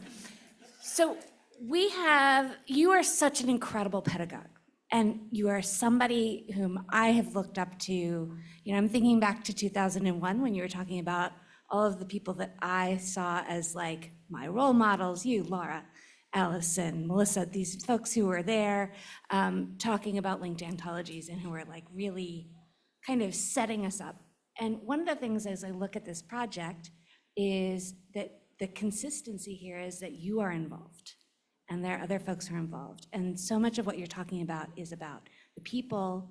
So what I'm curious about is sort of how you're kind of building in the reproduction, the kind of appreciation, the practices to keep this project going. I know you're not ready to be done, obviously, but we have to start right from the very beginning of thinking about how we train, how we cultivate people who really want to authentically take this thing on and keep it moving forward as opposed to retiring it and starting over. So can you talk a little bit about what you've been doing? Because I know you're just so good at this. Oh, very badly, I think. I mean, I think it's really, really hard. I think infrastructure is such a weird thing. It's hard to pass on to people because, I don't know, it gets so strong. Like you say, it's me. This is how I know other people that I've worked with feel, is like it's too much me. That I become a kind of figurehead and everything kind of gets identified with me. That's I think one of the problems of collaborative work is that it can be hard for people to be recognized for the work, the really essential work that they do. So, I mean, I do think one has to try and make space for people to take on, you know, named roles and areas of responsibility, but it can be a challenge. And I also think there's a systemic problem, which is that institutionally this kind of work is not highly valued and recognized. I mean, the definition of you know, service as somehow not scholarship, and this is not, you know, the understanding of this kind of work as being about facilitating rather than being, you know, producing research output in itself, I think is a challenge. And then it's a weird route to take, I think, academically for that reason. So I would say this is, you've put your finger on, I think, one of the really big challenges, which is that it is, I think, a particular kind of person who sees the value in the pipes and the wiring and, you know, really wants to be involved in that side of things. And it's sort of hard to, yeah, we have so few people coming in Canada, at least we have so few jobs, right? So few people coming into permanent positions in which they can have the security to really feel comfortable moving forward with things and then getting to the right stage where they can do it. So it's very kind of you to say you think I'm doing a good job, but I feel like it's just a really difficult challenge because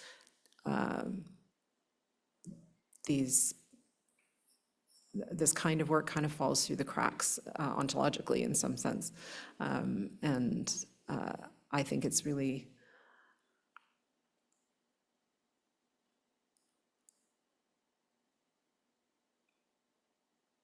I think we benefit from it, but then making it central to your career is a big decision that many people are not able to make, either through inclination or through circumstances. So it's one of the reasons why I think I value partnerships so much with organizations. I think one of the solutions is there are people. I mean, I have so many people that I've worked with in precarious positions for years who I would just dearly love to see able to move into more secure positions, because it's not right, it's not fair, and yet there's so little opportunity to, I mean, there's no opportunity to create those kind of positions within most universities, right? There are very few that have anything like those positions. So it's a human problem, it's an ethical problem, and it is one of the things that makes the sustainability challenge so great. So I'm sorry, I don't have a more rah-rah answer for that. I just think we have to, make opportunities for people when there is interest, and try to support them as best we can, and recognize that it will, it's a question of fit in lots of ways.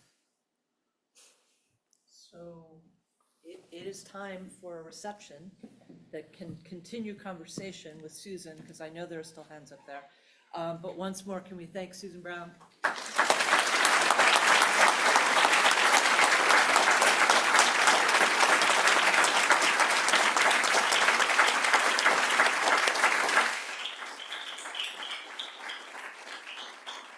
So just a quick note on reception logistics. We have 3 bars. You have 2 drink tickets.